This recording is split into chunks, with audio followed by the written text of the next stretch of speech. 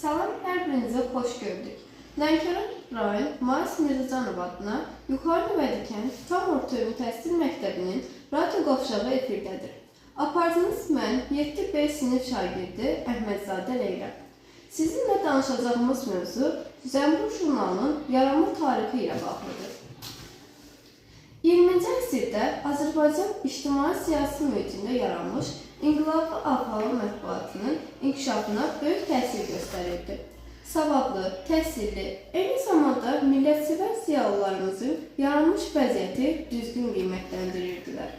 Onlar yeni qəzet, jurnalların fəaliyyətində icazə almaq məqsədi ilə çarımızın müvafiq idarələrində daha çox müraciət edirdilər. Nəticədə həyat, irşad, füyuzat və başqa mətbuat orqanlarının fəaliyyətinə nail oldular. O zamanlar Azərbaycan mətbuatı üçün daha bir əlamətdar hadisə Zəmbur jurnalının nəşrə başlaması idi. Zəmburun ideya bədii xəttinə, strateji gülüşünə, xarakterinə, formasına, bədii tərtibatına görə Molla Nəsrəddinə yaxın idi. Onun ənənələri, üslubunu davam etdirirdi. Yeri gəlmişkən, bugün Zəmbur jurnalının ilk sayının nəşr olunmasından 116 il ötür. Səhifələrdə müxtəlif mövzu bədii futbol yazıları, feolist xəbərlər, karikaturlar dərc edilirdi. Zəmburun sadə dili və oxutmalıq idi. 8 səhifəlik jurnalın 4 səhifəsində şəkillər, 4 səhifəsində isə yazılara yer verilirdi.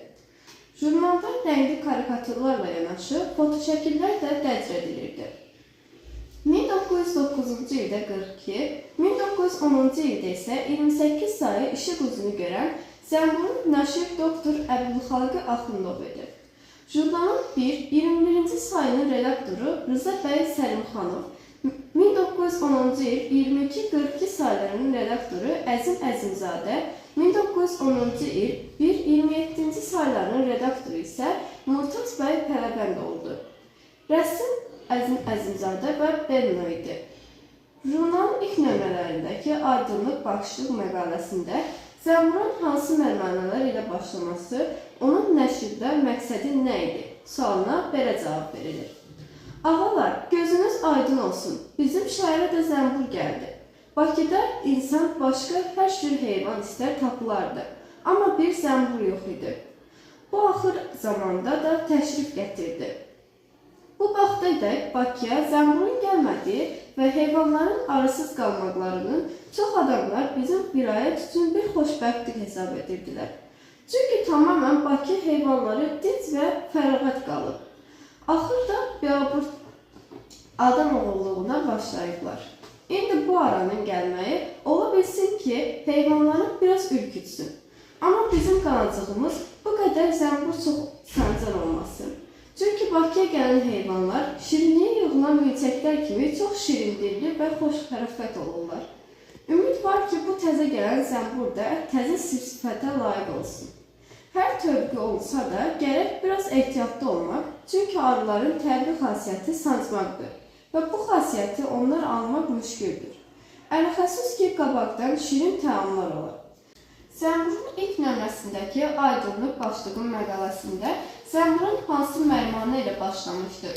Onun nəşrində məqsəd nə idi? Sualına belə cavab verilir. Ağalar, gözünüz aydın olsun, bizim şəhərə Zəmbur da gəldi. 1910-cu ilin oktyabrına fəaliyyət göstərən Zəmbur dövrün məşhur realist və ədəblərinin öz ətrafına topladı. Mirzə Rəhbər Sabir, Əli Nəzim, Abbas Səhət, Əli Abbas Müncib, Bayraməli Abbaszadə və başqa sənətkarlar strateji şeir və feolatların Zəmburu daha oxunmalıq edirdi. Efimizin dəyərli dinləyiciləri, bizə ayrılan saatın sonuna gəldik. Sağ olun, salamat qalın.